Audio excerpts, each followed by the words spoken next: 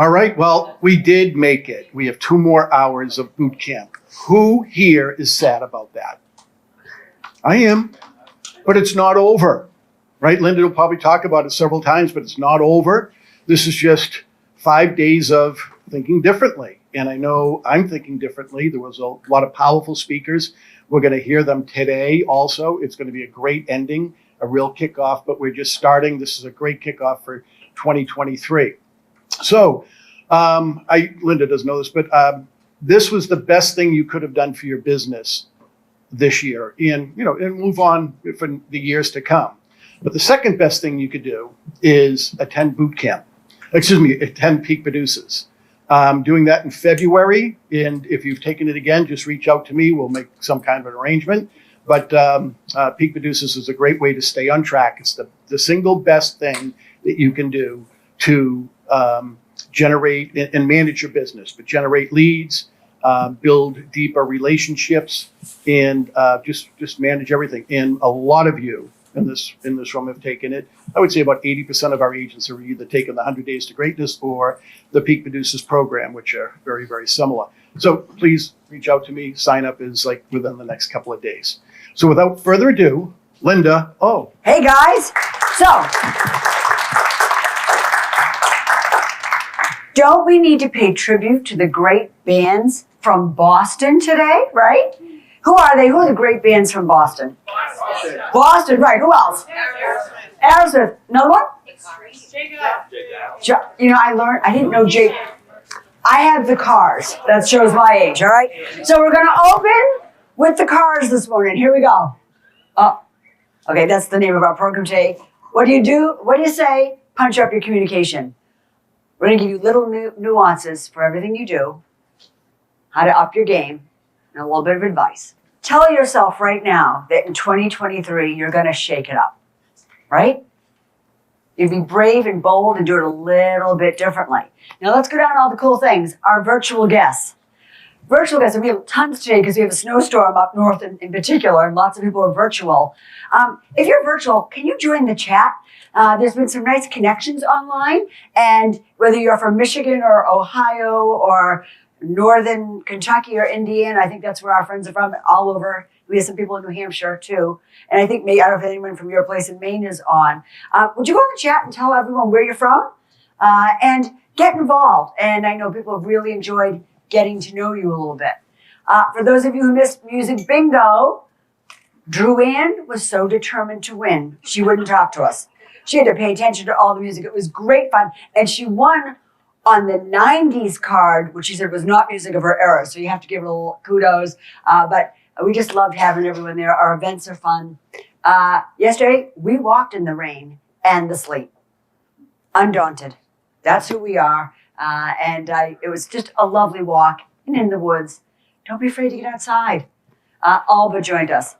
All your dogs are always welcome on our walks. Debbie, Chandler, and Eileen. All right. In terms of telling someone you're a realtor without telling them you're a realtor, I just love Lauren McGuire's thing. She finds this tag in a lockbox. All right. For those of you who don't know, Filene's is a long dead department store in our area. But she didn't just say, who else is kind of jealous they missed the reunion in 2000, right? Instantly, I could smell the white diamonds and Christian Dior, which is exactly what you were overrun with when you walked into that store. Great job, Lauren. Loved that. Beth Stakem, she missed some homework because she had surgery. That's okay. But this class has made me talk to 5 people every day. That's your mantra going forward. Ninja says 10. And they should be people who would refer you business and, who might move, potentially, of course. Next, Diane Moore at the end there. Today I work to get the RPRs out. Speed of implementation. Those letters will be available. If you are a leading edge agent or you are out of our market, you can have all the collateral. We're putting together a folder. If not, you just have to join the company. All right. So, I love what Aldo put up yesterday. Being this year's boot camp is rock and roll music theme, I felt it appropriate to share this lengthy but fantastic interview with one of music's icons behind the scenes. So it was Rick Rubin, and at the end he said, for those of you who can't or won't find the time to listen, just remember the phrase, I haven't done that yet. Not no, not I haven't accomplished it. I just haven't done it yet. I just wanted to note, I'm going to call these the rock star. They really participated in homework. They came to events. I thank them all. And I know that I miss people. Like right now, I don't think Aldo's on that list. Boom. Sorry. But Tina, Keith, and Jonathan, and Katie, Lawrence, and MNO, and McGuire, and O'Brien, Druanne, Debbie Chandler, and Debbie, John Tack, Kristen Callahan, and Weekly, Karen Lima, Suzanne, Amy, Diane, Ann, Leanne, Lynette, Melanie, Tanya Lee, Brian C., Chris, Michelle J., Kelly, Eileen and Steve, Constance and Janet, Sasha, Lynette, Brian C., I think that's twice. That's for Aldo, I guess. Chris K., Rich LeMay, Dana Diamond, Faith, Melanie, Bill Butler, Julie Swanson, Dell, Jamila, Maureen Moran, Mary, Beth, Virginia, and Ramsey. Thank you for all of you to participate. Get involved. Diane, who is our biggest fan, is snowed in today, but we're sorry everyone couldn't make it here. Now, Betsy, would you jump up? I'm going to give you a mic for a second. We need a mic for Betsy. Where's one? Who's got it? Who's got the mic?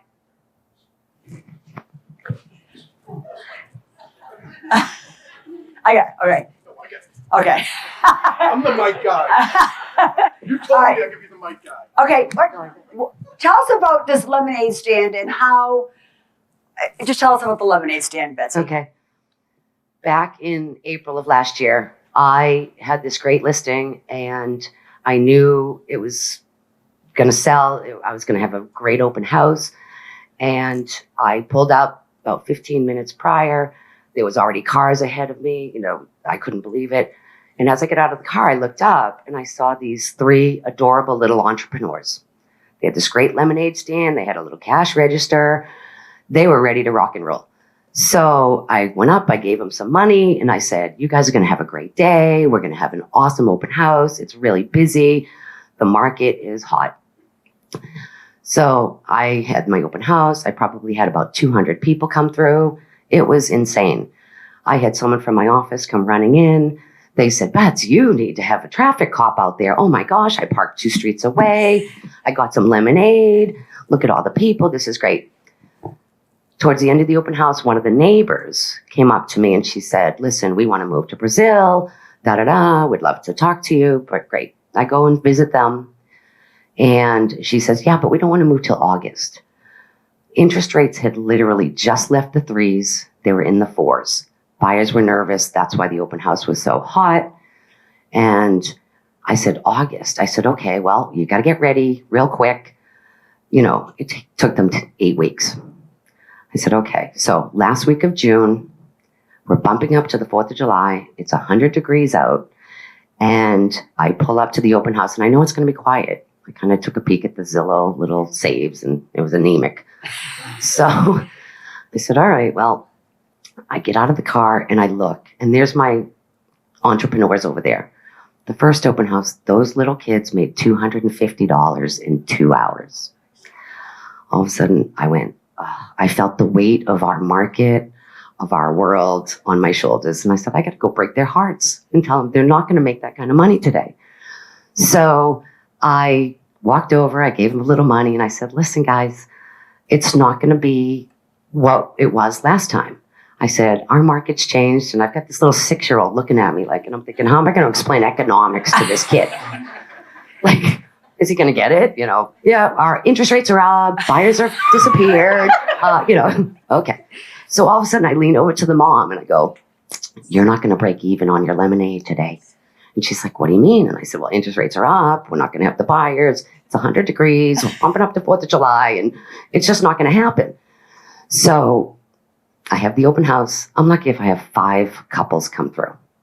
Meanwhile, I'm almost more nervous about telling them to go buy lemonade than I am worried about selling the house. Long story short, 8 weeks prior, 28 offers, millions of dollars over asking, streets are packed, all of a sudden 5 people. I did get 1 offer, great offer, but my seller, of course, wasn't happy because she wasn't getting millions of dollars over the asking, blah, blah, blah. And my little kids didn't even break even on their lemonade. So for all of you out there, just remember, whatever happens in our market, the bearing that it has on the outside world and these little kids is, so that's my little lemonade stand story. Thank you very much, Betsy. But what I had said to Betsy, and what I think made it really great, was, Betsy, that was your video.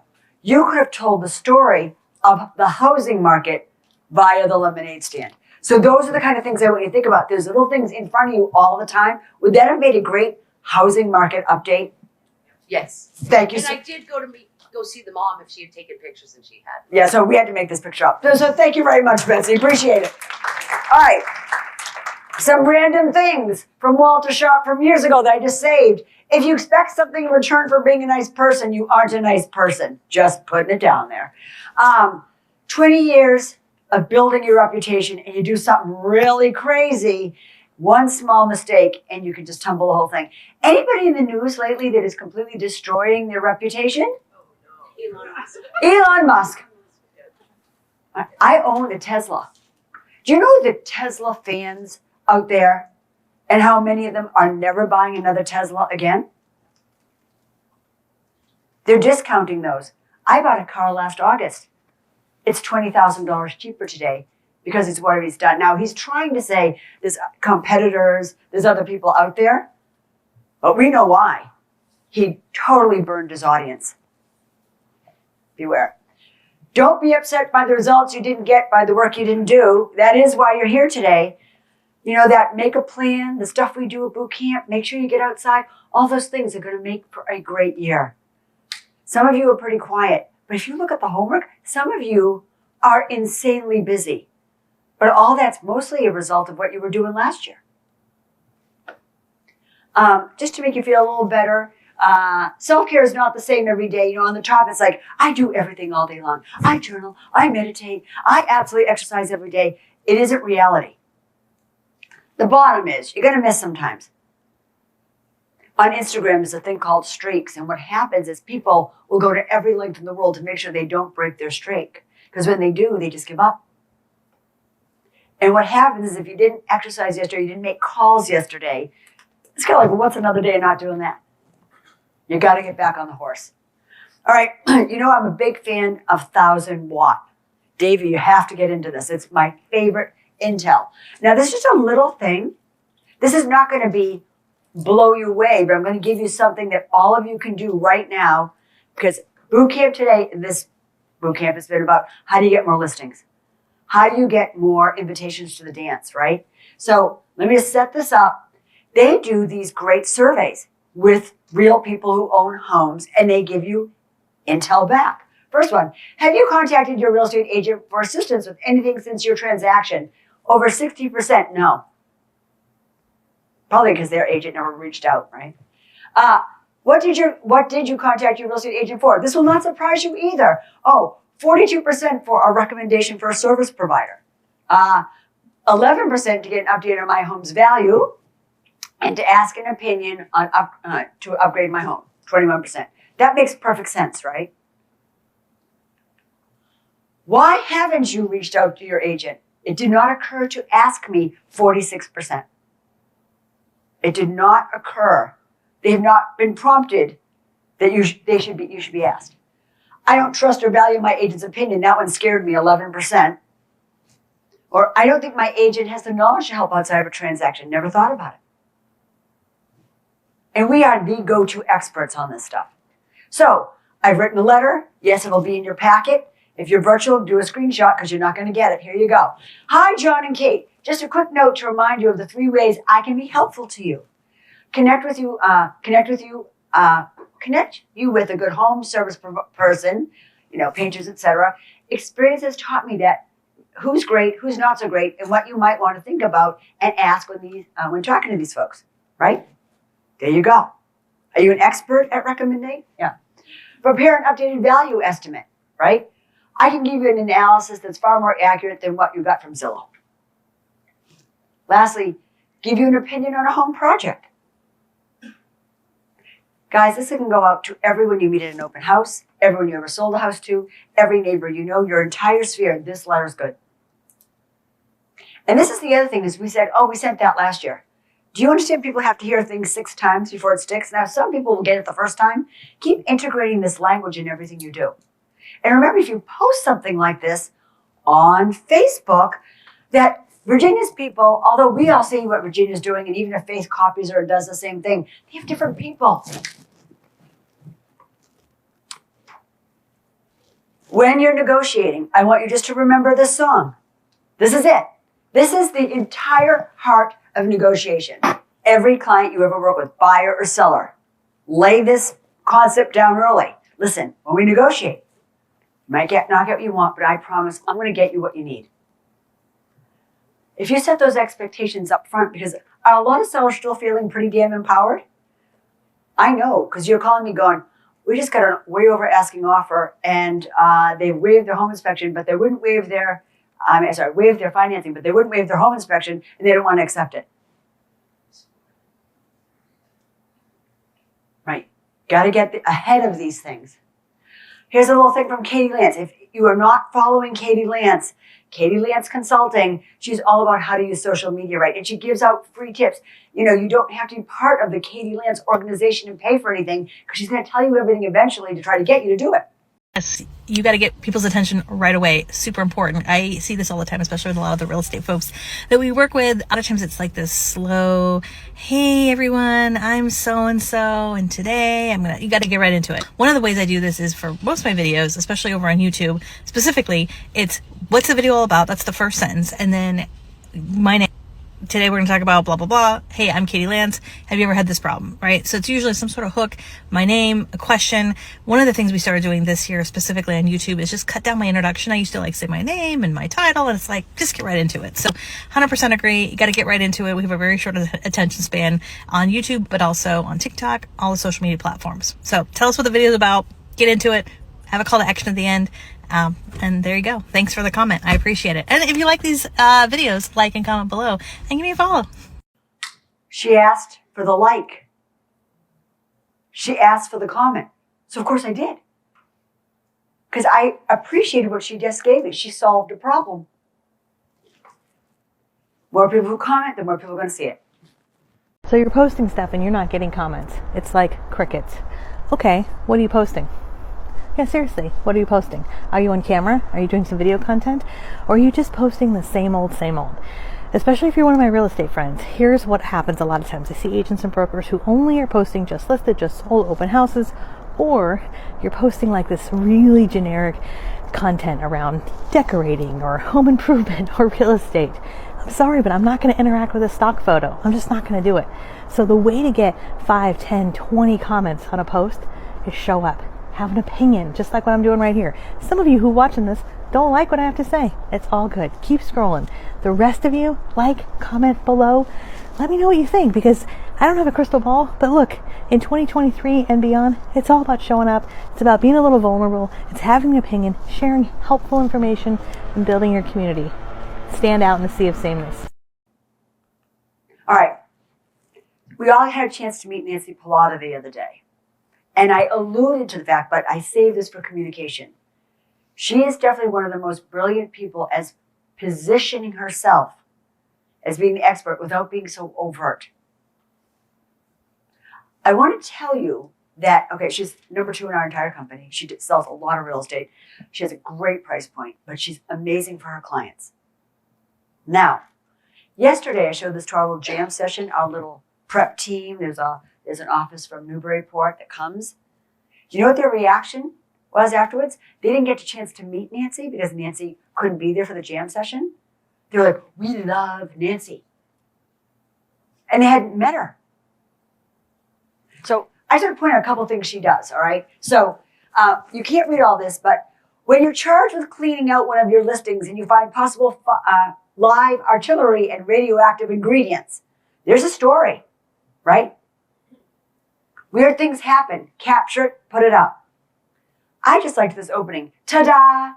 What a nice way to start, right? The 5th and final closing this week. Did she say I'm a top producer? Did you get the feeling she might be a top producer? Right? I love this. Gorgeous lakefront in Essex, but we removed 40 tons of trash and debris and valued help from family and friends. Got rid of 5 cars, 5 boats, 2 trailers, a camper, and a backhoe. Removed 2,100 pounds of filing cabinets and 46 cans of paint, thanks to the gracious help of a neighbor. Sold a ton of stuff, made a lot of money for the sellers, survived a bomb scare, and closed for way over ask. The best part? 2 new friends, the sellers. Out of state and ill-equipped to deal with all this, we got them through. Couldn't have asked for 2 lovelier clients. I'm sorry, but that deal was hell. But she didn't say that. Want to live by the ocean? Okay, I went to this open house and I wanted to live there. The way she markets things is unbelievable. This is the home that makes you say, damn, damn, damn, why didn't I buy it for myself? She didn't just launch into how many bedrooms and baths it was. She opens this one with the bell of the spring ball. What a nice opening. Showstopper, renovated with love, blah, blah, blah, right? What do I love most about this house? Maybe it's the amazing space and high ceilings, the old world details meshed with modern amenities. Maybe it's the brilliant addition and the renovation that was done. How about the neighborhood? It's the big one that everyone loves, just a hop, skip, and a jump to the center, trains and schools. She's speaking very colloquially. She's not trying to look like this polished, academic. On market tomorrow, it's going to be hot, hot, hot. I loved this one. We all help our friends' kids, right? Congratulations to this amazing young woman. And it's such a privilege when friends refer their children to me. What a nice way to put that, right? And I always love watching savvy, smart kids who know the value of building their own wealth rather than their landlords. This gorgeous gal, whip smart, highly motivated, highly successful at a very young age, forever sunny and happy and straight up joy to be around. And now the proud owner of this sweet Charlestown condo. She does appreciate the beauty. She broke it down. She had an amazing listing on Pinckney Street in Beacon Hill. Okay, I like this part. New construction in Boston is not for the timid. COVID has massively delayed inspections and permit closures, which means no occupancy until it's done. And these sweet buyers had to juggle a multi-month closing extension, a lot of unknowns, and a brief period of Airbnb hopping after their lease ran out, all while preparing for their huge wedding in a few weeks. Telling people how the market is and what's going on. That's a great report. This is when she's selling to her own son and daughter-in-law. And she goes into all living together with COVID. It's really, really nice. But she's not afraid to be a little funny. And they have this wonderful dog that she became quite attached to. And she ends with, and if you come home and find Mr. Beefy missing, no, I don't have him. All right. Looky. What a nice opening. A little torn between the suburbs and the city. I've got the perfect blend. This is a single family in Somerville with a yard. Got a mix of both. So she embraced it. And she cooks. She's another Melanie. She also has her peach week and her blueberry week, but she bakes for a lot of her open houses. But she didn't just bake, because some people put out beautiful things. Look at the cards that come with them. Our design team put together. It also has the offer date, right? Offers due. Bring that helpful information. Really smart. Always wanted to live in La La Land. Right out of that is fun. She's totally grabbed me. When she does she has a lot of nice, exclusive, very prestigious, luxury, high-end listings. She always has a party and she names them. This is a beautiful invitation. Rosé on the roof deck. You may not know it, but there's a lot that goes into getting property closed and almost always a lot of last-minute details and fires to put out. A level head and temperament, plus the ability to handle many personalities and anxiety levels is required. So it helps to love what you do. What a nice way to say, this has been a nightmare. And let people know how you handle it. And it just falls beautifully into her whole thing on mindset. Nancy, this is the only thing I would change, right? She starts with sold, but she buried the lead. The lead is, this Beacon Hill beauty has changed hands. Right? We're going to get rid of those kind of overused colloquial words. That is a nice way to put it. And with that, we're going to invite our friend Ramsey up. Now, I just want to let you know, Ramsey sent over his slides, and then we're going to go to Amanda, but I got a hold of him first. No, he did not put all these photos of himself in the presentation. I did, because Auntie Linda has availability of some fun photos. So come on up, Ramsey. Thank you very much. Am I on here? Can you guys hear me? Wonderful. No. No? No. Does this one happen? Where is it? It's not. Oh, this? You guys hear Okay. me? I'll just speak up a little bit. All right. Okay. Guys? Good? Perfect. All right. Well, hello. I'm with Ramsey Pretz. I know most of you here. I probably don't know anyone who is from out of state, but it is exciting we have out of state people. Boot camp has been going on for a very long time. What year did you start? 2004. 2004. And we started boot camp because, well, I was 14 at the time, but Linda started boot camp.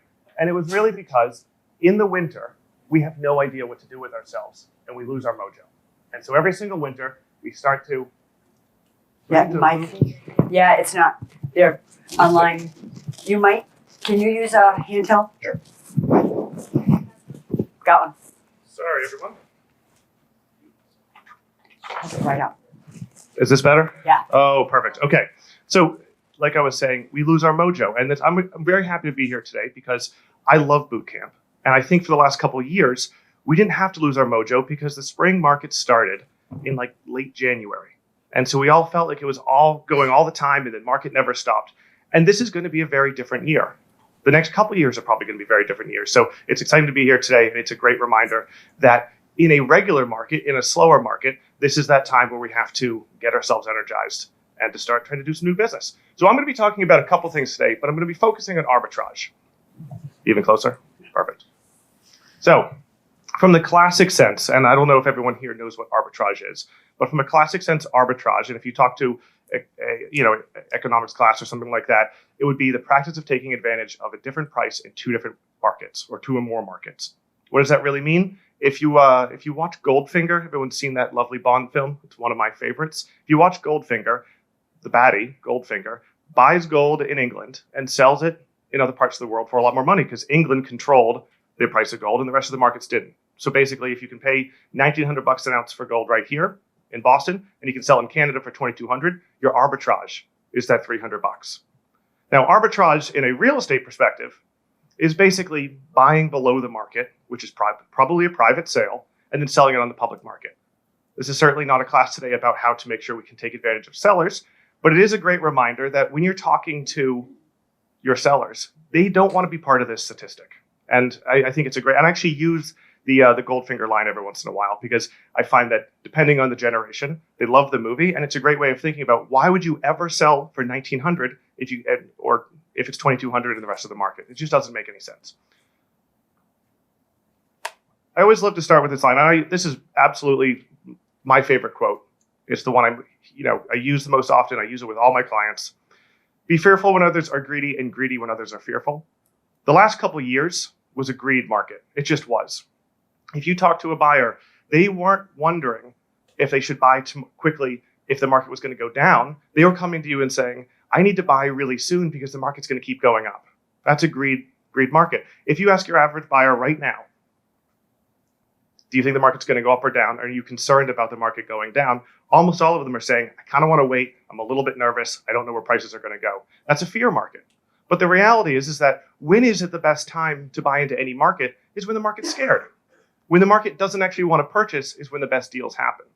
Perfect example is last year we saw Bitcoin go to $67,000. It was in the news everywhere. Everyone was buying Bitcoin or trying to get into it. And now no one really wants Bitcoin at $19,000. Now, I'm not saying that you should buy Bitcoin. This is not a recommendation to get into the crypto world. But it's just a great reminder that when it was high, people thought it was going to go higher. When it's low, people think it's going to go lower. And this is exactly how we have to get our buyers and our sellers out of that mindset. Because this is actually a great time to buy because the rest of the market is actually a little bit scared. So everyone in this room and online has the same general skill sets. we're all basically the same person. Now, I don't actually believe that because I actually know all of you, and I know real estate agents have completely different skill sets and completely different ways of running their business. But if you ask the average person right now in the market, do they think that you're all different? Because I don't think so. I think the average consumer thinks we're all basically the same thing. And that's really sad because we aren't. We do incredibly different things. We run very different businesses. And we all have very different clients. So if I go around this room, we all do have some similarities. We're all good salespeople. We all are good marketers. We all know how to handle clients who are having a bad day. We know how to handle multiple transactions at once. We all have these general things that make us good at what we do, but we really have very different clients, and we have very different ways of making sure that we're getting our business where it wants to be. And so if I went around the room, there's people here who completely focus on trust and estate sales, people who are incredibly good at condo conversions, people who focus just on high-end listings, beautiful parties and events, and that's how they get the next one. But what we're not doing is we're not expressing those differences to the actual public well enough. And so you have to look at your business. And the last Ninja class we had, I really just talked about, look at your last 12 months, look at your last 24 months, and take a look at where your business is different than everyone else. And that's your differentiator. That's a version of your arbitrage. Because if you're going to focus on those couple little things that you do differently, that's what will make you look different in the market. And that's what people will respond well to. Oh, my cousin Brian and I with the fish. Perfect. All right. So in this moment of volatility, what are those differences? So if we're going to really dive into that, and you probably don't have to come up with them right now, but right now, if you just start to think about it and you keep on pondering, you wake up in the morning, you say, what is the thing that I do in my business that other people aren't doing? And can I do more of that? That's the moment you can seize on the volatility. And when we start to have more volatility in the market, those differentiators become more and more important. And me with pumpkins. By the way, I think the pumpkin photo is probably in here because my differentiator is I love to be in front of my clients constantly. I know that I'm going to do better with my clients. I'm going to get a lot more referrals if I give them nice gifts and I do nice dinners and I'm in front of small groups all the time. I try to do a couple different events a week. Really, maybe it's a dinner, maybe it's a coffee, maybe it's dropping off pumpkins and then the spring Popeyes, all of that. So I know one of the things that I can do well is be in front of them all the time, build friendships, and get referrals. So that's one of my differentiators. If the market collapsed, where would you turn? What's the one part of your business that you would focus on to keep you afloat? I like to ask this question because this actually gets to the root of what makes you a unique broker. So if you take tomorrow, 50% of if you got the crystal ball, you looked at it and you said, 50% of the sales aren't going to happen this year. Rates are going to go to 9. It's going to be hard to get lending. What part of the business would you focus on? I'd actually love a shout out here. Mary, what's the thing you would do if the market collapsed? What would you focus on? She would focus on referrals. She is a referral machine. That's what it's. Yeah, absolutely. I would focus on my sphere of attorneys. I think that's really where I get a lot of my business, and I would probably be doing 2 or 3 attorney events a week.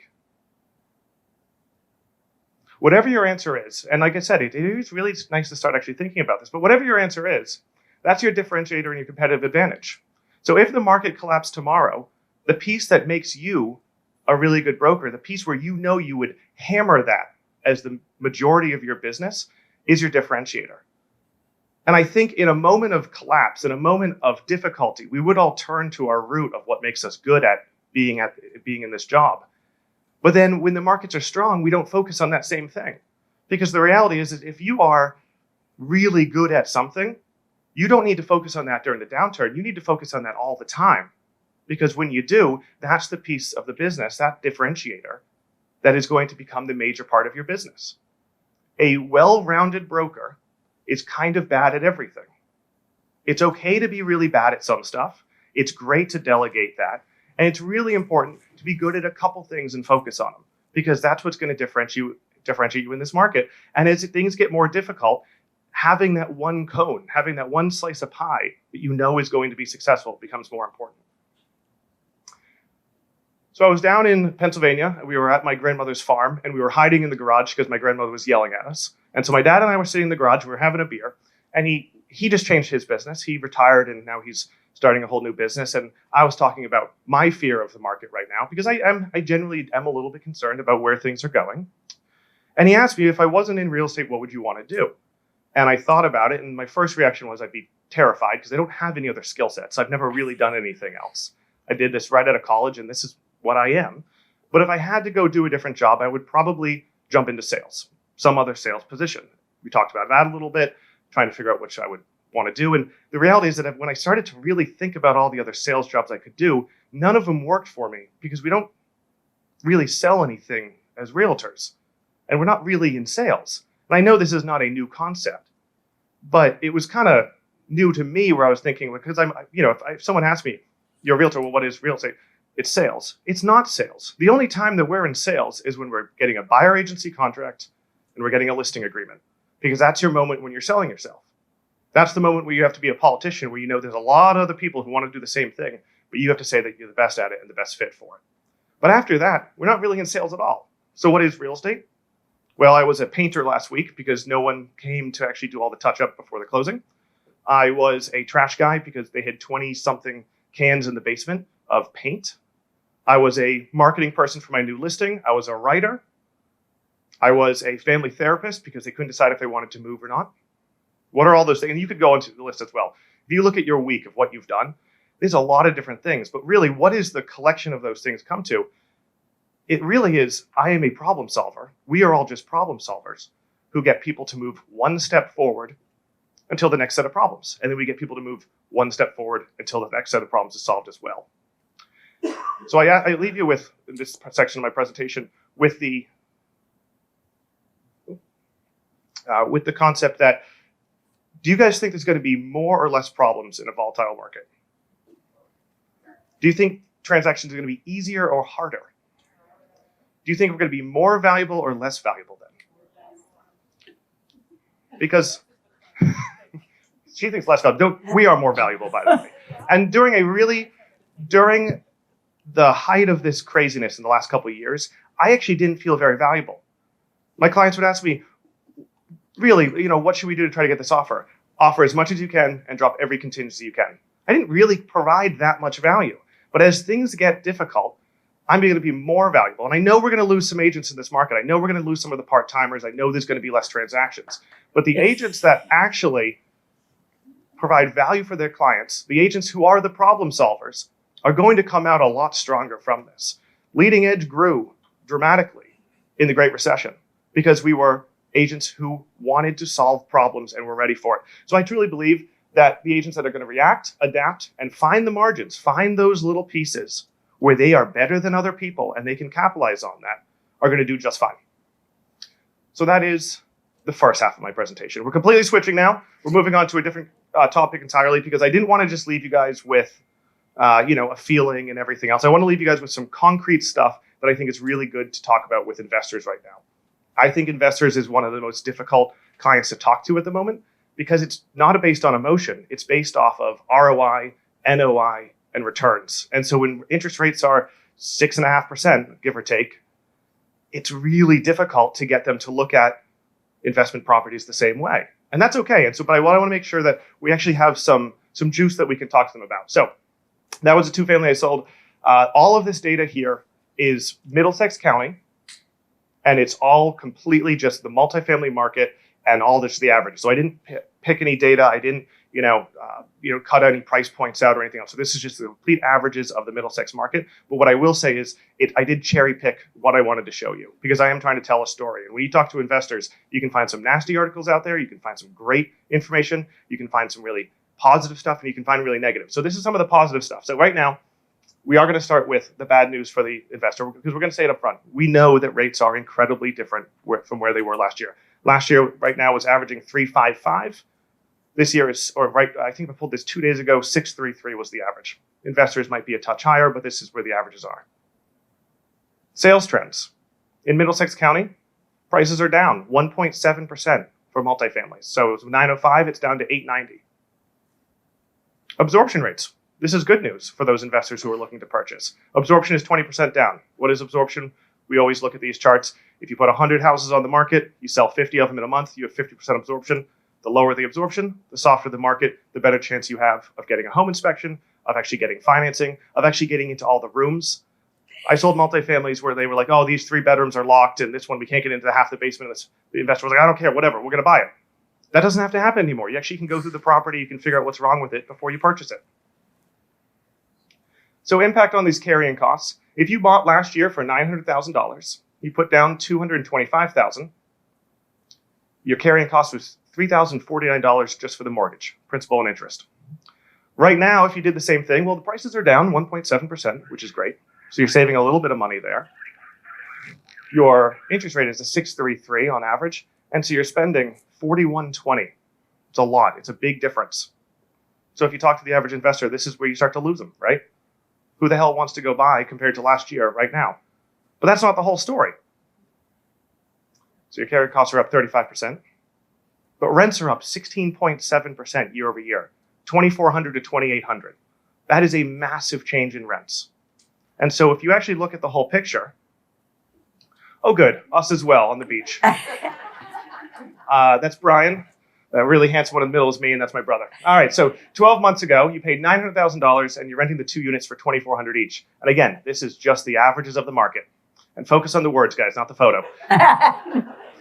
Today, you're paying $884,700. You're renting each unit for $2,800. This is where your investor is going to push back on you again and say, listen, the rents didn't actually go up that much. You know, if the tenants were already in place, probably the landlord didn't raise that much, which is reasonable. If I had good tenants, I'm not going to raise it 16%. What I'm telling them is this is where the market is. And so, you know, you might even purchase in the first year. It might be lower. It might be a lower return for 2 years. But we know right now this is where the market is. And so if you get to fair market, that's what we're looking at. Your mortgage cost is up $1,071 per month, but you're making $800 more because those rents are up.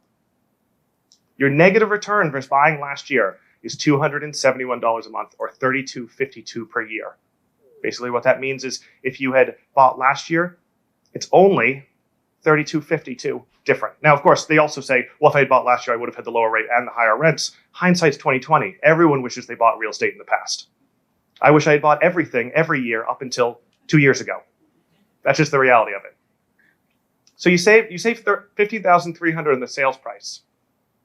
So that's the thing I always want to remind them. The market is actually down. So you're saving $15,000 up front on average. You're actually getting an inspection most likely. You're actually getting in your financing contingency. So you don't have to worry about the appraisal language and all of that. It is a softer market for these multis.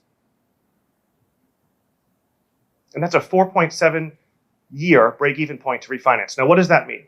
That means that if you take the $15,000 and you divide it into the $32.50 a year, it would take 4.7 years to break even and to start to see a loss from buying this year versus last year. Now, do we think that we're going to be refinancing in 4.7 years? Probably. And if we're not refinancing in 4.7 years, aren't you going to feel great about your 6.33 interest rate if they're up to 9? Because that means that the rents aren't going down, because if the interest rates go up, we all know that it becomes even harder to buy, and then you have more people renting than buying. So the reason I wanted to go through all of this is because I think right now, investors are really difficult to talk to. I think it's a market that is overlooked. I'm not trying to convince any investors to buy, because we don't sell things in real estate. We help people. We help guide them along the way. But what I'm trying to do is I'm trying to stay engaged with all of my investors. I'm trying to have conversations. So when they do decide to buy, when it is that moment that they feel comfortable, I'm the one who actually gets the call. And I'm going to finish it. I'm going to throw Bill under the bus because I like to. So Bill Butler moved here in 2010? Yeah. So 2010, Bill Butler lands here. He was a real estate agent in California. He knows no one. So he just calls every single, I think basically everyone who expired, right? You just expired all day. Bill was averaging like 12, 15, 17 listings. He was selling like one of them, right? One or two out of... I don't think I sold that. Didn't sell any. I was trying to be a little bit nicer. So Bill didn't sell any of these houses. What probably happened is that you kept on going and you started to build your business. And Bill came to me years later and he said, you know, I didn't sell it. I think he said at the time I didn't sell a lot of them. So I think there was a lot of those people who I didn't sell that house to that I didn't keep in touch with, because when it expired, I kind of just moved on.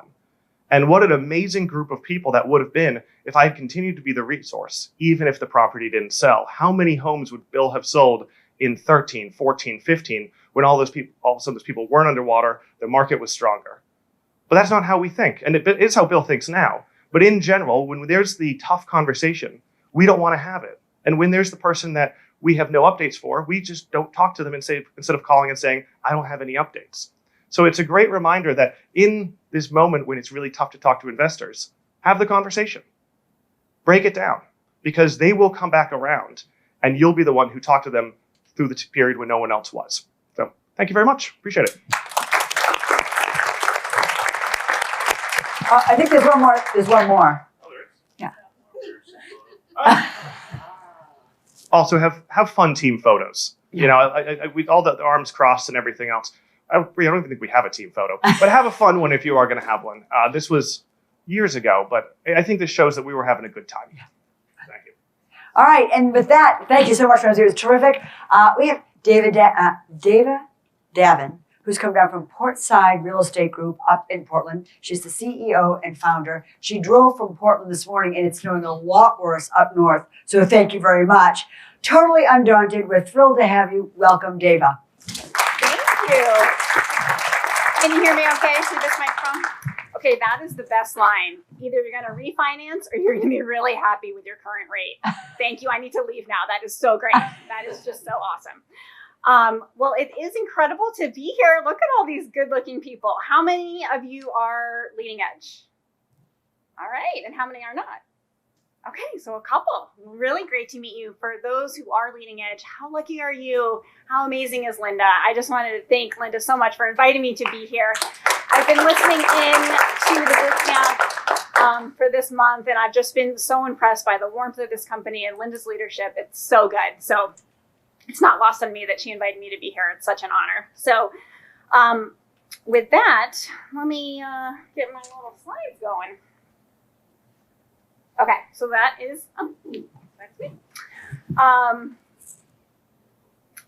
Before I get started, I just wanted to say, people ask me all the time, like, where should I spend my marketing dollars? And I think that all of you are the smartest people in the industry for spending your marketing dollars and your time and energy in yourself and building your business, right? You can go out and spend all this money, but if you aren't working on your craft and taking the time out of your busy life to be here to learn and to grow, it's the most important thing. So good job. Congratulations to you guys. Okay, so I've given this presentation various times to various groups.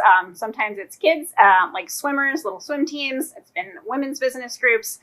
I feel like the things that I'm going to talk about today, we've touched on throughout this boot camp, and I'm hoping that we can kind of tie them together and put a little bow on it and sort of bring these things together. It's very simple things that you probably already know, but when we pull it all together, it's going to make an impact in your business, I promise. So with that, so we're going to start out a little bit with my story, and then really, my story is sort of just like how I went from kind of this mediocre life that I was living to one that I really, really love, and it's really spectacular.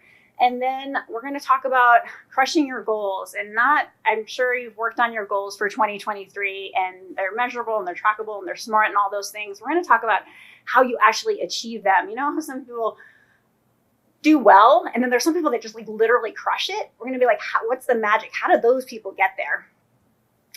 And then the rest of the presentation will be connecting passion, purpose, and profit to really create that best life as a realtor that you possibly can. All right, so I'm going to start out with my story, and I apologize in advance because some of this is going to sound a little bit like a humble brag, but my hopes is that you can relate to the story. So I'm going to go back to my childhood. I was born in England, and I lived in 4 countries, and I went to 7 different schools by the time I was 13. My parents were kind of hippies, but they also served with the military, so I sort of had this very confusing childhood. And then when I was 13, they decided to move to one of the most expensive zip codes in the country in Southern Connecticut. So we got there, and we were renting, and we didn't really belong there. We had 1 car. It was like a 1980 Monte Carlo. You can picture it. It was like green, it was like really big. And then my mom got in a car accident, and I'm not laughing she got in a car accident, but she dented the front door, and we couldn't afford to fix it. So we just drove around with it that way on the driver's side. And the 5 of us had to get in the passenger side and climb in this thing, cruising around this fancy town. So in high school, I didn't really belong. I didn't really fit in. I didn't really know like who I was and what I was supposed to be doing. So I finished my credits early and I went on work study. And then I went off to college. And again, I couldn't find my place. I ended up at 4 different colleges before I finally graduated. And then had a bunch of different jobs. Eventually I landed in a corporate career in the pharmaceutical world. And then in my mid-30s, I woke up and, I was very blessed with a family and lots of stuff and a career, but I just felt vacant. I just felt hollow. I'm like, is this my life's work? Is this the impact I'm supposed to have on the world? Is this enough? Like, what am I actually doing? What the F? We had just moved to Maine, so we were just in this like brand new house. Everything on the surface looked really great, but I just felt this void. So I decided to find a job in the nonprofit sector. And I thought, I'm going to live a life of service like my parents. I'm going to give back and I'm going to be fulfilled. It was 2008. I had just moved to Maine. I didn't know anyone. There was no effing jobs. I don't even think I got an interview. So that was out the window. So on the weekends, I had got my real estate license and ended up doing that while I was going to search for this awesome, fulfilling career in the nonprofit world. Becoming a realtor, it was just the most amazing thing for all the things that I was searching for. I was obsessed with it. As soon as I got that MLS access, I just couldn't sleep. I was up all night trying to like learn everything. I didn't know anyone. I didn't know the market, the neighborhoods. When I got my license, I went out and I met with broker owners and I was like, oh, it's 100% commission. Oh no, no one's gonna like hire me. So I ended up getting a job as an assistant. So I started there. My salary was $25,000 a year, but I didn't care. I was like just all in. And little by little, my confidence started to grow. I would practice going over the P&S upside down. So when I got in front of a client, I was like Johnny on the spot. I knew what I was doing. And I just came just so passionate about it. And from there, I was on the team maybe for 8 months. I became an individual agent, and then I started a small team. And then within 4 years, I opened a brokerage. Do not recommend that today. Like back then, that sounded like a good idea. I wouldn't wish that on my worst enemy. But that was my story, and that's what I did. And around the same time, as I was meeting people, someone asked me to be on a relay of a sprint triathlon, and I'm like, I didn't even play sports in high school. I like barely finished high school. Like, how can I like run this 5K? But I wanted to meet people, so I did it. And then so I run the 5K, and then I'm like, maybe I could do like the whole triathlon next year. And so little by little, I got some swimming lessons. I learned to swim. I got a bike. I rode my bike. And 4 years later, I finished my first full Ironman triathlon. So just finding who I was able to unleash all of this potential. So now my company, Portside Real Estate Group, we are ended 2022, this is 2023, as the 3rd largest real estate company in Maine for sales volume. We are the #1 independently owned company, the #1 woman-owned company. We have 7 locations, a bunch of agents, all good. So that is a little bit of my story. And I just wanted to share that because I am no smarter or I have no special skills more than anyone in this room or anyone listening. So hopefully that serves as a little bit of inspiration. If I can do it, literally anybody can do it. All right, so unleashing our potential. So just like I did, we can all change the trajectory of our life, right? Because time is going to pass regardless. We can't change that. So it starts with a decision. If you're not blissfully happy right now where you are sitting in your chair in your career, or maybe it's your marriage, or maybe you're just estranged from a family member, it starts with that decision to change, to do something, right? I wasn't happy. I had that void. I was like, I got to do something, or this is my life is just going to be mediocre. I'm just going to go through the motions. So it starts with that change, and then the hard work comes in. I mean, if you want to rebuild a marriage or get a divorce, who's done that? Like that's hard work, right? You don't just like do it. Sometimes it's easier to stay, right? It's easier not to make that call. So you got to put that work in. You have to be diligent. You got to hustle, and you got to have that passion for that end goal you're trying to achieve. And in the end, you're going to end up with the place that you want to be. It's not going to happen overnight. I love this quote from Bill Gates. Most people overestimate what they can do in 1 year and underestimate what they can do in 10 years. Agents come into my office all the time. I'm so excited. It's my first year. I'm going to sell 50 million. I want 50 luxury listings. And I'm like, oh my gosh, that's so amazing. You're totally going to do that. Let's look at that as a 5-year goal. What are we going to do right now? What are we going to do to get there? So if we focus on 4 years, like that's why I shared that story. Like in 4 years, I went from starting in real estate to, being a top producer. I went from not being able to run a 5K to completing a marathon. There's a lot that can happen in 4 years. That is what takes most people to get a college degree. Not me, it took a little longer. That's the presidential term that they serve for, so they can make a whole bunch of difference in our country, hopefully. And that's the cycle that people train for the Olympics. So there is so much that can happen. 4 years from now is going to happen whether you like it or not. You can't change the momentum of time. So what are you going to be doing incrementally to get that point in 4 years that is where you actually want to be? So I just want to reiterate, like if I can do that, if I can go from not being able to run a 5K to completing an Ironman, which is a 2.4 mile swim, 112 mile bike, and then you run a marathon as fast as you can. So it's like a 12 to 16 hour endeavor. Anyone can do anything literally, because I'm not more physically blessed than anyone in this room.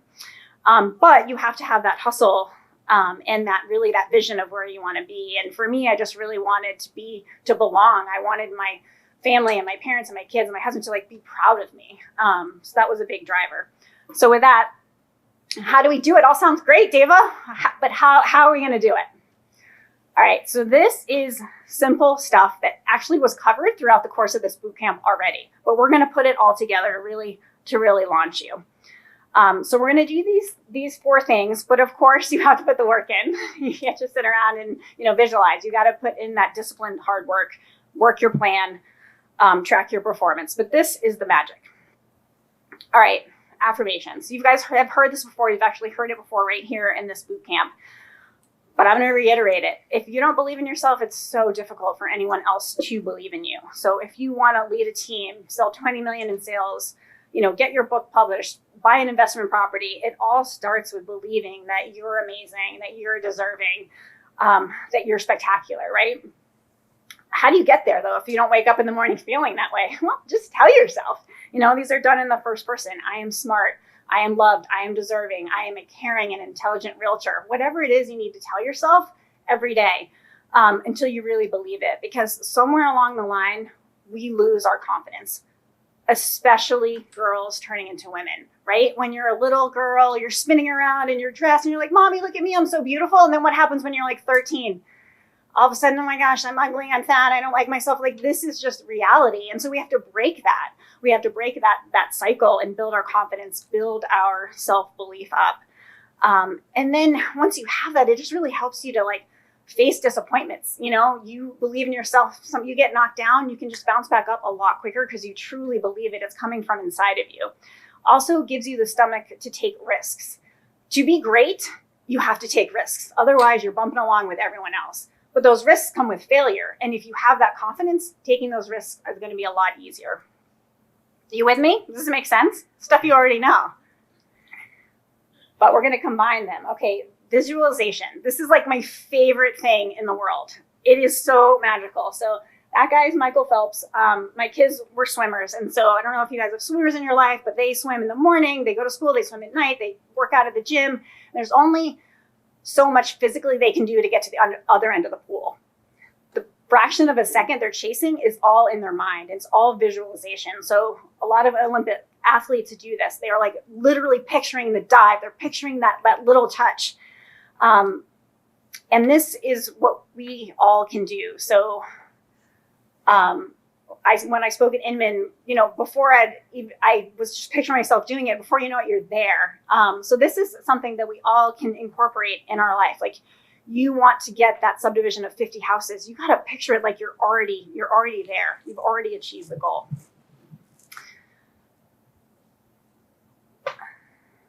So this is a ninja saying, if you guys are familiar with ninja styling, what you focus on expands. So focus on what you want, not what you don't want. So you've got to keep picturing those goals like they've already happened, making a movie of it in your mind. And I do this all the time, whether I'm just thinking about the next day when I'm falling asleep. I'll be like, okay, tomorrow's good, but where do I want to be in a year? What does that look like? What does it feel like? Who's around me? Like, what have I achieved by then? And just doing this practice over and again. And before you know it, you've already reached those goals. All right, gratitude. We hear a lot about gratitude. It's kind of a very trendy thing, but this is critical. You actually can't function without it.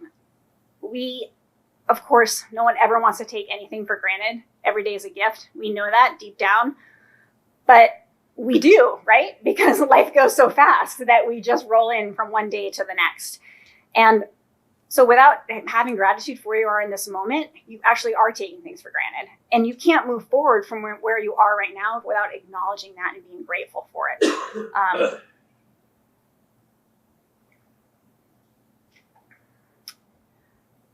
I think too, the most important thing for me is I sometimes use gratitude just to cope, because I start out all sunshine and roses, and then I go to the office and like by midday I'm like frustrated, I'm angry, stuff has happened, and I'm like, oh my gosh, I have to like, go in the bathroom, shut the door and be like, all right, girlfriend, 5 things of gratitude, but what are you grateful for? Take my breath, and I come out.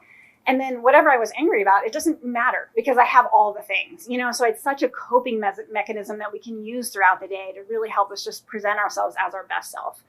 And also people that are grateful, they're positive. I mean, I think that's why we're all attracted to Linda, right? When you're around positive people casting that vibe, people want to be around you. You can build that support system. You can build a better business. For me, I do practice gratitude daily. It is part of my morning routine. And I can't stress, I think that's been talked about throughout this boot camp as well, just the importance of that, setting the tone for the day. In order to help you control your schedule. You can't achieve these goals if you're just going with the wind, right? You have to be able to control your schedule so it doesn't control you. So being able to use that time in the morning to prioritize your time. It's also, for me, like the ultimate self-care, an opportunity to move my body, to reflect, set intention for the day, to eat a healthy breakfast and plan your lunch, right? If not, you're just eating whatever. You're not in control.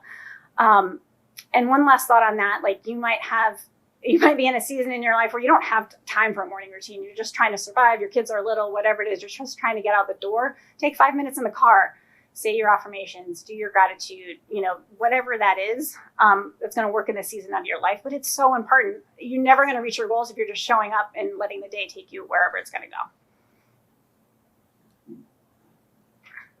All right. Showing up big. What is that? What does that even mean? Like, what is that? So that means you're showing up with intention every day, every minute, everywhere you go, every meeting, every outbound phone call. You're doing it with the intention of moving that ball forward towards your goals. So you just don't want to show up with a blank notepad to a meeting and you're going to sit there and you're like, okay, whatever. You're going to go there. Your notebook's going to have the questions that you want to ask. You're going to know your intention of that meeting. You're going to be strategic. You're going to force that momentum. What is the intention, on that phone call? Is it to get a meeting? Is it just to make someone's day? That's not a bad, but you have an intention of why you're calling. You're not like just checking off your calls that you have to do.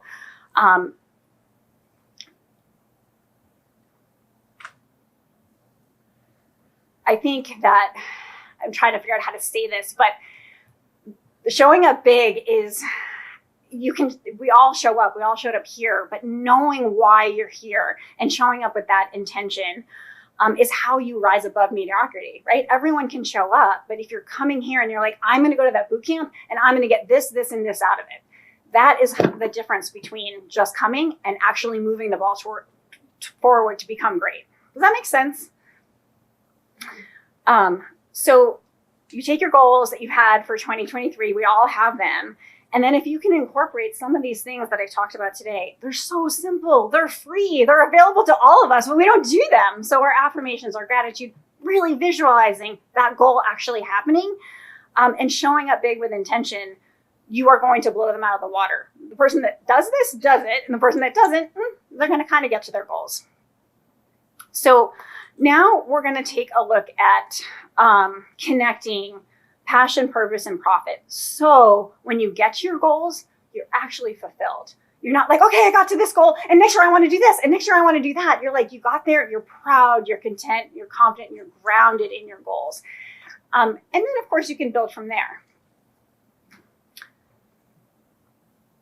All right, passion. So this is where it all begins. This is what drove many of you to get your real estate license, right? You had this enthusiasm, you had this passion for real estate. When you start something new, you're so excited about it. You're running around with like your notepad, you're taking notes, you're always talking to everyone about your thing, you're monopolizing conversations, you're really, really into it. It's that intense enthusiasm toward something. So if all things are equal and one person is more passionate, they're probably going to come out on top. If I'm really passionate about real estate and someone's like, well, I'm going to do real estate, but I'm not into it, who's going to do better, right? And people would tell me all the time as a realtor, we hired you because you were so enthusiastic. I'm like, awesome, this is great. And that's it has to come from within. You can't fake it. So it's that fuel that's going to ignite you to your path, to your goals. It's going to give you that competitive advantage. And it's going to give you energy. If you don't have passion for something and you're doing it, you're going to be tired. The chances are if something gets hard, this is a perfect example. We're going into a hard market. The people that aren't passionate about real estate, they're going to fall off. It's not coming from deep within. It's not something they're passionate about. It's not something that's driving them. So those setbacks are going to be tough. So raise your hand if you are passionate about real estate. Okay. How about helping people? How about solving problems, creating win-win situations, right? If you didn't raise your hand, it's probably the wrong room for you. But like we have to have those passions in mind. Sometimes our managing broker, he's like, I'm not passionate about houses, and he'll tell you that. He's like, but it's all the other stuff that goes around it that gets him up in the morning that he's really passionate about. All right, we're going to bring in a little Michelle Obama here. So she says, don't ever make decisions based on fear. Make decisions based on hope and possibility. Make decisions based on what should happen, not what shouldn't. And I just feel like this really plays in with passion. Passion is going to help us make better decisions because it's that passion that's driving us. So we're able to take a little more risk. We're able to think clearly and move more quickly. And we're less fearful because this passion is driving us. So this is sort of my results over the years, and this passion helped drive me to be successful in real estate when the odds were against me. I moved to Maine. I had no confidence. I didn't know anyone. It was 2008. You couldn't even sell a house. And then over the years, we were able to build this, and this wasn't driven by profit. This was just driven by sheer passion for real estate, passion for helping others, and that passion to make a difference. That was somewhere deep inside of me. Okay, your purpose. Okay, so that is the intended or desired result. Everyone's like, your why. It's kind of hard sometimes to think of what that is. Like, why am I even doing this? Why? And you have to keep that focus, otherwise it does become blurred into profit, right? It's all too easy to be blurred into sort of just that commission check, right? We've all seen the realtors and they have commission breath and you're just kind of like, ew, because they don't have a why. They don't have this bigger purpose. Pursuing income without a purpose was how I felt in the pharmaceutical industry. I was doing great. I had a company car and a 6-figure income, but I was miserable because I didn't have that purpose behind it. So choosing that path and finding your purpose and aligning your personal mission with your business mission, and that's where you're going to really feel connected. I think it also helps you to be really focused too, because if you don't have a purpose and then you have to make a decision, and you ever talk to people and they're kind of stuck. They're like, I'm not sure, should I do this or should I do that? If you have a purpose, you can make that decision and you can move forward. And that's how you can be great, right? CEOs make decisions. They're not like, oh, I don't know, because they're driven, they have a purpose. And so really being able to connect with that is going to help you to drive your business. So let me share a little bit about, so I just talked about that, how my purpose played into my career in real estate. So a few years after opening Portside, remember I was like all hollow and then I was all jazzed. And then it came back, that feeling of like, am I doing enough? Is this what I was meant to be doing? Am I making enough impact on this world? Am I doing enough, for me that I want to give? And so I was able to align my personal mission. Remember, I was looking to be in the nonprofit world with my business purpose. And so a few years after we opened Portside, we launched the Portside Foundation, which is a 501c3, and we do a lot of events and raise money and awareness for local nonprofits. And then we also have this simple thing where we just take 1% of top line revenue. We encourage and inspire others to do the same. And so we can create some collective giving to give back to Maine. So at Portside, we are Mainers helping Mainers. That's what we do. And 1% for Maine focuses on the next generation, Maine's youth. We support and address systemic generational issues that we see in Maine, which include poverty, substance abuse, and access to housing, food, medical care, etc. So for the last 2 years alone, we poured $400,000 back into Maine through grants that people apply for that we can fund. And so, of course, my purpose is to take care of my agents and my staff and empower them to give great service to our clients, but it's also to give back to the community. So being able to take those two things and align them, I'm so grateful. I feel like I don't have to go to work. I'm just like living this life that I want to live. That's very, very fulfilling. All right, next up, profit. Simply put, a financial gain. This is the result of our work. So we have to charge a commission, right? And sometimes that's uncomfortable. I think it was in one of the presentations, people aren't upfront about it. They wait till they're asked. But we have to talk about money. I think we have a lot of baggage with it. It could come from like our past, from our childhood. For me, remember the Monte Carlo with the messed up front door. It could be from a divorce, a costly mistake. But money isn't bad, right? With money, we can be responsible for ourselves as we get older, not be a burden to our children.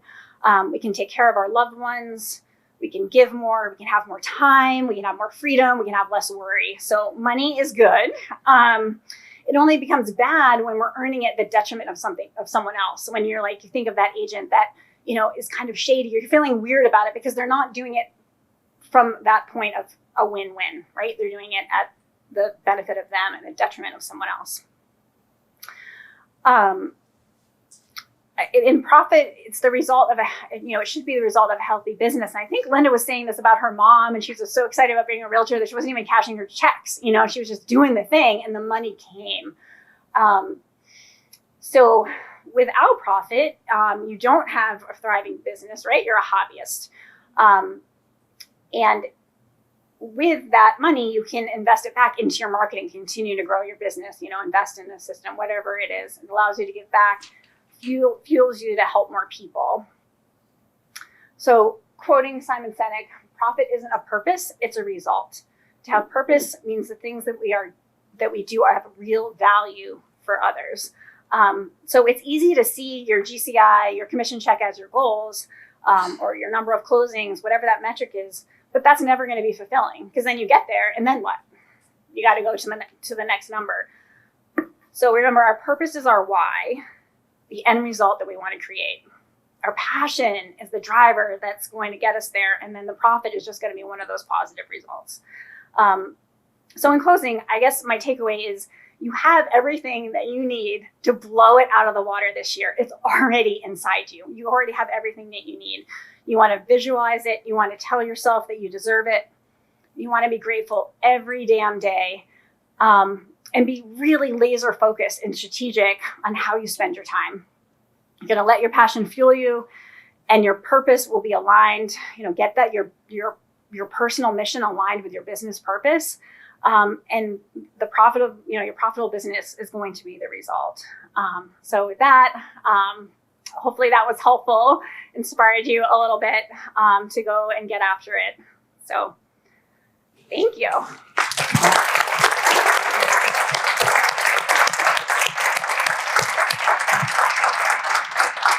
David, thank you so much for reminding me that I am so damn lucky to do what I do, and that I still have a lot to accomplish. I often have referred to myself, people go like, Linda, you're getting older, like, are you going to retire soon? I thought, oh no, I'm the Ruth Bader Ginsburg of real estate. I am hanging in there. I love what I do. Someone in this room years ago came up to me with a little gift, and she'd come from a big blue company and had done probably 4 or 5 deals a year for many years in a row and hit it out of the park her first year with us. And I said, what are you doing? You're not giving me anything. And she said, I now know I can put my kids through school.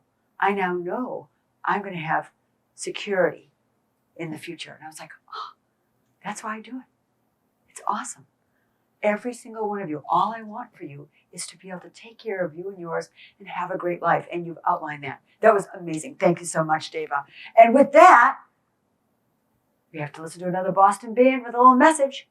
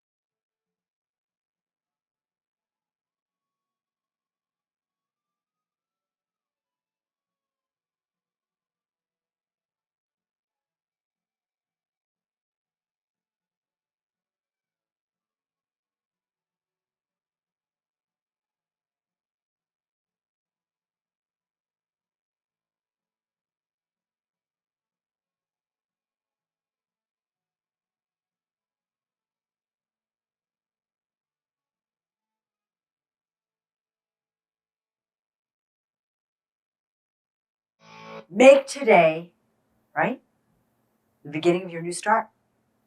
There isn't anybody here that doesn't want to improve. What I say earlier, the biggest room in the world is the room for self-improvement. And we can love who we are, but just tiny differences will get you to where you want to go. Okay, now we're talking about communication. So here are my favorite emojis as my phone tells me I use them. All right? So I'm big for just adding the little, I like the little guy with the sunglasses on. I send a lot of hearts out. I'm going to tell you now, when you get a cartwheel from me, I am damn excited for you. Just picture me cartwheeling down the street, okay? I want to tell you a little bit about emojis. Using an emoji in casual conversation introduces feelings of enjoyment, happiness, and solidifies an overall impression of the interaction. It makes you 78% more likable. 63% say it increases your credibility. 72% of people hesitate to use them. 50% see an emoji using coworker as more fun, approachable, and kinder than colleagues who use text only. We did this jam session yesterday. A woman came up to me and said, Linda, I tell you a story. All the millennials on our family cornered the boomers at our family and said, stop yelling at us on text message. And I said, are you using a lot of caps? They said, no. But we're using all proper grammar. we're punctuating everything, and we don't use emojis. Could we please use some exclamation points, and could we show a little love? And they meant it. Tweets featuring emojis increase engagement by 25%. Facebook posts experience an impressive 57% lift with an emoji. Comments and shares increase by about 33% when emojis are present. 64% say they open an email because of its subject line, and more than half of emoji users say they're more likely to look at an email from a brand that uses emojis in their headline. I am so sorry to report that the emoji that gets the most opens, this just disgusts me, is the smiling poop emoji. I am so sorry. That just devastated me. But I will tell you, years ago, before there were emojis, I have a friend now who owns an extraordinarily successful business. He's in 4 cities. He just runs this amazing communication operation. And he used to end every little text or email with a hug and a kiss, the X and the O. I went, really? See, he did that for everyone, guys included. He was sending out lots of hugs and kisses. Something to think about. And in the end, the love you take. Send it out, you get it back. But don't be nice expecting to get something back, right? Okay, Nancy, thank you for sharing this. I've been dying to use this. I don't know if you recall, it was the first or second boot camp. Nancy was at home on virtual. And at 10:33, when I was talking about people who, talk too much and get off point, she said, I have to share this. Ready? Ha, ha, ha. Have you listened to Peter answer a question? This is her exact text. Me, what time's the dinner reservation? Peter, I'm not sure I know. Last time I made it, we had to cancel because we got that call from Billy Bob, who used to be Susie Q's husband. But then they got divorced and he married Annie Mae, who used to work at Cyberstorm, which used to be Storm Cyber. But then Bill, who works at the VC firm Bottoms Up, bought it, and since then it's been doing great. But if you remember, Billy Bob called us to invite us to dinner at his house in Wellesley. He used to live down the street in Boston, but in 1985, or maybe it was 1987, he moved because. Legit, this is how Peter answers almost every question. I can't even remember what I asked. I said, oh, pretty please, if I cross my heart and swear to die, I will not tell where it comes from. Can I use it? She said, oh, you can use Peter's name. She said, when his college friends get together, they ask me to do Peter. She said, and it goes way on beyond this. All right? Just as a launching point for what we want to talk about. All right, I've read the TED book on how to tell a story. I have been doing all kinds of research. I've watched all kinds of videos. And I've come up with 4, right? I can save you a whole weekend right now. The 4 things that are the biggest mistakes when you communicate. Just 4, it's easy. The first one is everyone is tuned to the what's in it for me channel. Don't think they want to hear what you want to tell them. Whatever you want to deliver, it has to be meaningful. It has to solve a problem. Just like Katie Lance said, you open a video, what's the problem? What's the issue? What insight do you have that they don't have? Just remember that. What's in it for me? That's why, and as I always say, stop being a self-promotional jerk at your listing appointment. If they don't hire you because you don't have the market share or you're not in the right town, I'm telling you, it's not because you're not in the right town. I'm telling you right now, it is absolutely because they didn't like you. I was talking to Mary last night. Can Mary, we just stay up for a second because I want to talk about you again, just so everyone knows, because we keep referring to who is this mysterious Mary. There you go. All right. Mary is the one that sells in Maine. She has a Cape Cod office. She has a New Hampshire license. She's got a listing right now in Springfield. That's Western Mass on the other side of the state. I said to Mary, how often do people not hire you because, you're not in town, you're not the local realtor? And what was your answer? Yeah. Actually said, I don't think it's ever happened. All right? Thank you, Mary. So, but think about that. And I said, why? Why do they hire you? You don't even live close. She said, most of all, she does tons of referrals and people refer her, right? She's your gal. That's who you want. But I think she probably comes across as so incredibly confident, they don't doubt it.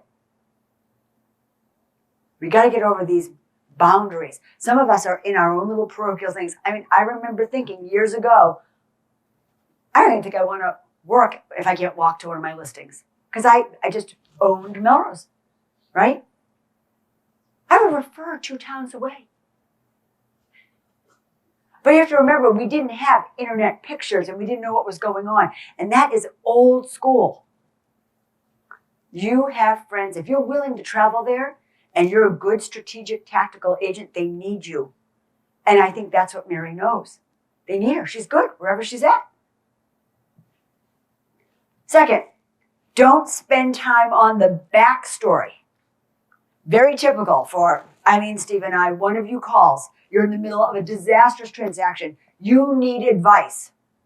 And what you start with is how bad it's been between the buyer and seller. And you tell me every transgression for the entire time. All I need to know when you call, and I'm going to remind you of this the next time you do it, is you're going to call me and say, it's been very tense between the buyer and seller. They're not getting along at all. Both sides have misbehaved, but this is where we are now. Because if you tell me all of those other things, I can hardly focus on what the actual problem is. And you're often very guilty of telling people all the backstory. And now you've cluttered their brains and they can't focus on what you want to tell them. Eliminate a lot of the backstory. Just tell me character setting. What do I need to know? Stories are your Trojan horse, right? When you leave today, you're going to remember Ramsey's stories, right? You're going to remember David's stories. You're going to remember about that car, right? You're going to remember that she goes into the bathroom and she thinks of 5 things to be grateful for. You might not remember what was on her slide, and we get really focused on all the points. But she conveyed all the things we needed from her by telling us the story. Quick. And that's what's powerful. People don't want lists of facts and figures. The data is good. It should have a story. I firmly believe that you should come loaded with data to every listing appointment. And you should plop it down and say, I've done all the research. I know the absorption rates. I know what's going on in the sales trends. I have got months of inventory, all these things. If you want to go over it, I will. But this is what I've come to know. They don't need all the backstory. They don't need to go through all that paper. Now, the reason Peter goes through all that detail is he's a brilliant guy and he does financial analysis and he loves the details. And he probably assumes that you want to hear them all too. Actually, that was fascinating about Susie Q and Billy Bob and whatever else it is. I'm like, okay. But it's frustrating the hell out of Nancy, who just wants an answer of what time are the dinner reservations. Lastly, even when you go to tell your story, and not just your backstory, we go down these winding roads all the time. I can't tell you how many times you call me and you tell me the same thing 4 times. You repeat yourselves. I'm like, how tired are they that can't remember that they just told me that? I'm sorry, you look like an idiot. And your clients think that too. And you're thinking you're emphasizing it. If you want to emphasize a point, think of a different way to say the same thing. Because it just doesn't reflect well on you. So that's it. That whole weekend, you got it. Simple, right? All right. Roger Bannister. I'm telling you right now, before 1957, they never thought any human being could ever break the 4-minute mile. It was considered impossible, could not be done. Well, how did he do it? He had 2 friends as pacemakers, and they would take turn running with him. Bannister broke the record because he surrounded himself with high-level performers. If you've been thinking about getting into an accountability group, this is the time. We need each other more than we ever have. Everybody needs a little push, right? And we can do that in our own careers. Who are your pacemakers? Who are you surrounding yourself with? Are you cleaning up your environment? Whether it's your home office, declutter. Make sure you're in a good space all the time. If we want to be better, we need to choose to be around winners who will push us and give us a competitive advantage. There's all kinds of studies. We've seen it. People who start to hang around with healthier people.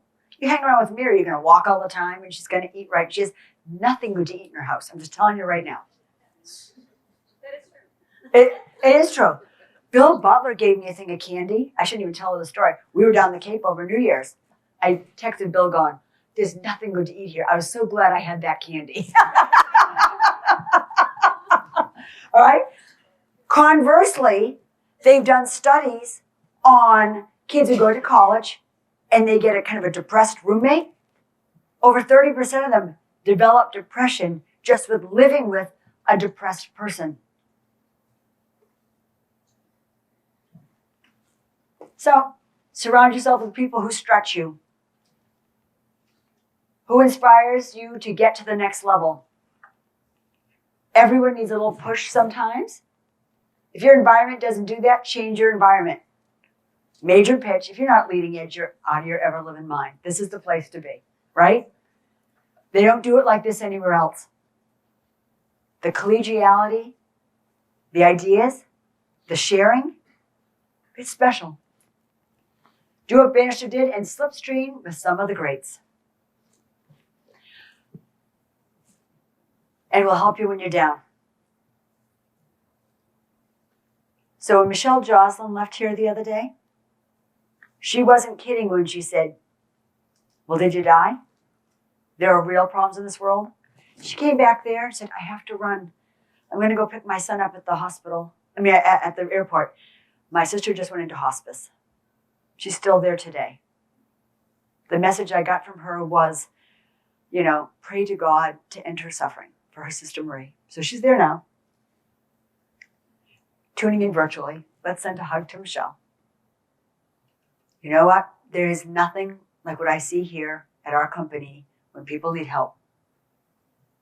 Have you seen Aldo go, don't go on a showing alone, I'll come? I have, I'm sick today and I can't get to a showing. Can you help me?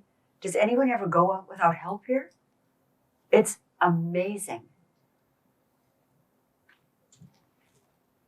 I wanted to thank the people who spoke. It's a big deal. These people don't speak professionally. So I just want to tell you that if your name is on one of these lists, I've got a little something for you. There's some flowers here. And for the ladies, I got a little gift from Bellagio that I brought back. So I want to thank Kate Cody. I want to thank Amanda Driscoll, who is our creative designer. Now, when she showed me boot camp slides in orange and black, I'm going, oh, but it worked. The things she does for our company, the way she was crushed to work evenings and mornings and weekends to get all of our stuff out, I can't tell you how awesome she is. Jennifer Manning, did you hear from her every day for the last month? This is her first year. I was talking to my former assistant, and I think Mary, it was Mary's daughter, and Mary said, this is her first year. She's doing great. Now she knows what's going on. Pixie, have you listened to her little meditation? That is great. Thank you, Pixie. Michelle Jocelyn.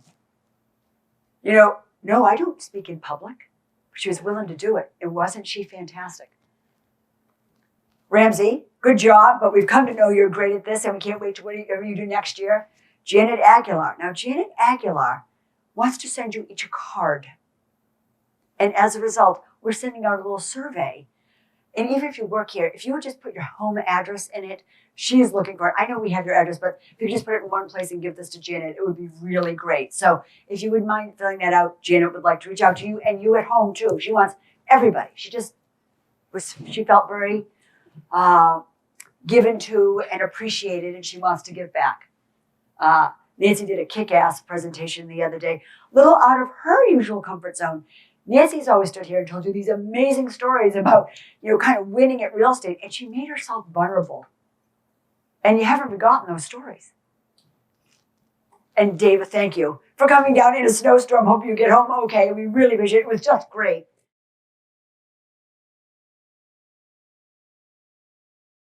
They all shared their soul. They all shared with you. Here's just some quotes. If you're any good at all, you know you can be better. Eric Clapton. I had to work in the greats today. You had to have some Van Morrison. When it comes to luck, you make your own. The greats practice. Here's my big point here. Do you think Bruce Springsteen or Van Morrison or Eric Clapton get on the stage and don't practice in between? Do all of those Olympic athletes just show up in the starting blocks? Are you practicing your craft? I mean, with your accountability partner. Here's the thing, guys, get your listing presentation together, right? Go back and watch the psychology listing. It's posted in the bottom of boot camp. Watch it and watch it again. Pick up the phone and say, can I practice my presentation on you? In return, you're going to get, you'll know what your house is worth in this market, and I'm looking for candid feedback. Would you help me? We had an agent really in the dumps, a good agent who just couldn't get it back together. She did 1 or 2 a week for a long time until her business just came back. Because what happened is all these people who hadn't thought of her, and my favorite thing she said was, people would say, oh my God, I already sold one house, but nobody told me all those things. That was great. You have all that collateral available. Familiarize yourself with it again. Put yourself out there. But by doing that, you are going to get, I swear you will get more listings. Because they might not be moving, but now they're going to refer you. Is your listing consultation dreary and mind-numbing? Pep it up. This is some great stuff at Leading Edge. Embrace it and use it. Nothing is more expensive than a missed opportunity. The line I like that I used the first day just to remind you is, opportunity is never lost. It just went somewhere else. And unless you're out in front of people, it's going somewhere else. Dinner of Truth. Who here's done it? Anybody yet? Jonathan did it. John did it. Okay, I heard about Mary. Oh, and Lissandro did. That's awesome. Okay. So Mary didn't do a Dinner of Truth. She did kind of a tribunal. She went off to the Dominican Republic, and she's with Matt, her significant other, her sister and brother-in-law, and her 2 kids. And she said, we're going to do a Dinner of Truth. Matt couldn't wait. He thought this was awesome. Here's the most interesting thing is, it was one way. When she said, you want us to do it back? Everyone went, no. Everyone else felt pretty confident they were self-aware. I happen to think Mary's an incredibly self-aware person, but she wanted to step up her game. She wanted to be aware. Matt went first, followed by Derek. Her sister said, I can't believe Linda's making you do that. She said, well, Linda's not making us do that, but that was her sister. She wasn't going to participate. Neither was really Bianca.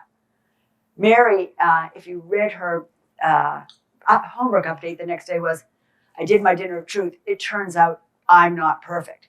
But my favorite part of the story is the next morning, Matt woke up and had new ideas. And she's like, this is not the breakfast of truth.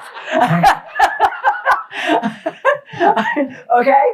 I just want to remind you, on average, we're on our screens 7 hours a day. Just creating awareness of this will change. Here's where my big enlightening self-awareness came. Some of you heard this at Ninjas, but in this car I have, they used to give you a score every time you drove, right? And it wasn't on the usual metrics. My husband has like the most perfect driving record. He's never had a ticket. He's never had an accident. He doesn't even know where a body shop is. I don't have exactly the same record. Just saying. All right. So, first day he drives it around, his score is 69 out of 100. Because Tesla decided, this is really interesting. The insurance companies are using, are you in an accident, right? Do you have any moving violations? That's what they score. No. We're like, they don't care how fast you go, but if you have hard braking, you're probably driving too fast. And they're monitoring that. How close following was another thing. Did you get a collision warning? We were like, oh my gosh. I can tell you every time they don't let you do the self-driving capability unless you get it 95 or higher. We had our a lot of work cut out because I was like, I bought this car. I paid the extra for the self-driving, but they don't let you do it unless you're apparently capable of doing it, you know, and they've approved you. Every time we got in the car, I was like, oh, damn it, I hit the brakes too hard. Oh, you know, it changed the way we drive. We now have self-driving capability, but I haven't stopped driving a little bit differently. It just created an awareness of what I was doing. Opportunity cost. By attending boot camp, you're choosing not to be somewhere else. Thank you. Right? But everything we do is like this. Doing one thing requires giving up another, right? Whenever you explicitly choose to do one thing, you implicitly choose not to do another thing. Choose wisely. What are you doing? Are you where you're supposed to be? Are you using your time wisely? Is this going to make you a better person? Are you going to get to the goals Dave outlined with the thing you're doing right now? You should just, every time you're doing something silly, go, is this what David was telling me to do? It'd be really interesting. Okay, I'm going to go review some things we did at boot camp, right? So just choosing your professional fee. People don't want to hear, don't tell them what your commission is. Give them a choice. If it's outlined well and it's set up right, they'll pay you more. Remember, 5% of people want to pay you more. 15% of people are just going to nickel and dime you. They are all about and driven by being the cheapest. You can't ever win with these people. They want the discount. 80% of people are totally willing to pay you more. They just have to understand why. Remember what Bud Winter said? Winners, truly successful people, don't let things bother them. It's hard. It's a skill. Nancy talked about that. Reframing how you think and how you react. Bud Winters also said, demand perfection of yourself and you'll seldom attain it. Fear of making a mistake is the biggest single cause of making one. That's why people choke. Relax. Pursue excellence, not perfection. I just want to remember John Carlos and Tommy Smith on the podium, what stress they were under, and using the relaxation mode throughout their training kept them focused and launched them to greatness.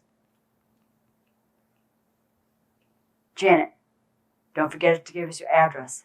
What a compelling story. She's had a lot go wrong. And she's in a great place today. We have the survey. Would you please fill it out for us? We really do read them, and we try to make boot camp better every year as a result. I do need your help. Would you be willing to do a public shout out about Linda O Boot Camp? Not in the boot camp page. Tell the world what you were doing. It really helps the office. I've given my heart and soul to this. That's what I'm asking back. And by the way, this is a little secret about real estate. If you ask people and tell them you need help, they'll give it to you. Just be willing to ask for help. Your mental set. You can set your mind to being courageous, serene, energetic, cool, confident, happy, or joyous. You pick. Have a little fun. Bill Butler is never afraid to be a little self-deprecating, to give us a good laugh. He entertains us, and it is just joyful. He is great to be around, and I look forward to everything that he does. Aldo, still one of my all-time favorite leading edge signs. Thank you. Great photo. Talk to you about Michelle Joslin. Be different. Try new things. It doesn't hurt, and you won't die. And if none of this works for you, there's always this. You're allowed 5 emotional minutes in the day, then you got to be gangster. Or Nancy will give you 2 days if you need it, all right? Are you developing your campaign? Don't forget we have this collateral. You are the candidate. You're not the hero. You are the worthy advisor. You are Obi-Wan Kenobi to their Luke Skywalker. Right? Here it is. We'll send out this collateral. You don't have to call it an illuminative party, but I was trying to think of a name that nobody had ever heard of. Right? It's different. What's that? That'll get you someone's attention. Look at all the beauty all around you. Note that. Start to pick up the history of your town and what you're selling. Notice the details. Now, for those of you who aren't here, these are Massachusetts home prices, but they absolutely reflect the national average proportionally. So wherever you live, you can find out and do this. If you don't want to do your local, if you go to the National Association of Realtors, they have all these numbers going way back for the national. And again, it reflects everything. The wonderful statue they put up in Boston Common, extraordinarily controversial. Time will tell. I think people are going to look back thinking this was so different and wonderful. It didn't look like every other statue of MLK. Also, what I didn't recognize the other day, and Chris Callahan came up and said, did you notice that one of the pictures of the statues had a swastika on it? And I didn't. That's the reality of the world today. RPR letter and follow-up. Everybody you know can get one of these, whether they attended your open house or not. Just remember that when you talk to your seller, it's about the photos. Their mind is totally on launch day. Launch day is the photo day, and it should be a week before. Then your collateral is beautiful, and you've done great things. There's an outline. Develop your story. What would you do in 15 minutes? Matter of fact, this is not just for your party, but when people say, what do you do? And if it's open and they've had a chance to talk first, this is going to be a great little conversation story that you can tell everywhere, right? This is just how you outline it. My favorite story that Nancy told the other day, and I don't know if you were like me, but I stood there and went, I wish I had thought to do that.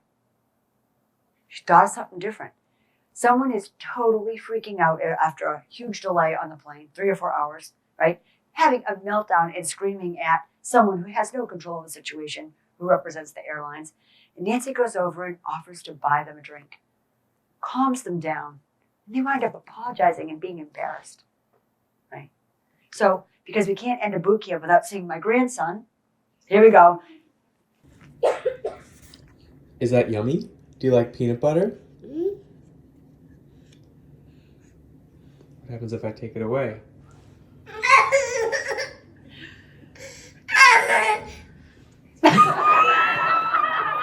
Right? We can control our emotions. We choose how we want to react. Choose wisely. That came in just this morning, like perfect timing. Nancy gave you amazing advice that just summed up boot camp, right? Get outside. Do what makes you happy. Do something nice for someone. And break out of your norm. So, just right before Christmas, I think it might have been the day before Christmas, the gentleman who brought me into real estate passed away. And I'm really glad that a few years ago I'd gotten to go to his house and just tell him how much I appreciated what he had done for me. Because I didn't plan to go into real estate. I never would have done it. But someone tapped me on the shoulder. And even if there's going to be fewer agents out there, there's always room in the industry for people who are good, who are going to take care of clients, and want to run a good business. So he also was a professor at a local community college. He had worked in the corporate world, and he had some sayings. And at his funeral, from his eulogy, his sons reminded me of Professor Pete's Points to Ponder. But the first thing I want to say is, every time we went out the door to go meet a client, to go do some kind of work, or he was leaving the office, he said this: I'm off to battle invincible dragons. I love that line. Isn't that what we are doing all day long? We are always off to battle invincible dragons. Well, here's his points to ponder. Success is a journey, not a destination. Enjoy it along the way. People who are happier aren't people who keep saying, I'll be happy when I get there. They're enjoying the moment. How does a man lead a good life? Well, Dave outlined that today. That's a great blueprint. We're going to do a lot of our local authors here. 2 roads diverged in a wood. I took the one less traveled by, and that has made all the difference. A sailboat with no wind in its sails is adrift. If you are not busy now, If you don't have leads, if you're not feeling fulfilled, you got to go out and get some wind in your sails. Some of you are blowing across the ocean right now. It's awesome. I don't want anyone to be the boss of me. That's his grandson, age 5. It isn't the strongest that will survive, nor the most intelligent, but rather those that best adapt to change. Darwin. Most men lead lives of quiet desperation. Let's be sensitive and allow people a lot of grace when they misbehave. We don't know what's going on. No one on their deathbed wishes they spent more time at the office. Look at all the things I don't need. Diogenes in 400 BC. He'd be appalled right now. To thine own self be true, and it must follow as the night the day. Thou canst not then be false to any man. You doing the right thing? It's my experience that we're really, really good at making sure we make good on our promises to other people. The people we let down is us. Are we doing what we need for us? There's a very thin line between unique and odd, which is so true. And it can be very lonely on the high road. But when you meet someone, you will like them. I love that. That's his final one. So I'm off to battle invincible dragons. Stop using these words. I want you to think about new ways to do things. Really important. And what better song to end on than Aerosmith's Dream On? Go to battle with invincible dragons. Have a great year, and thank you so much. All right.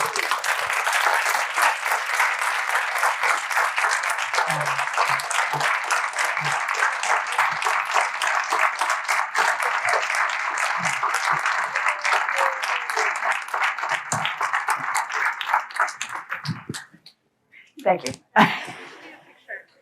Oh, we could do a picture.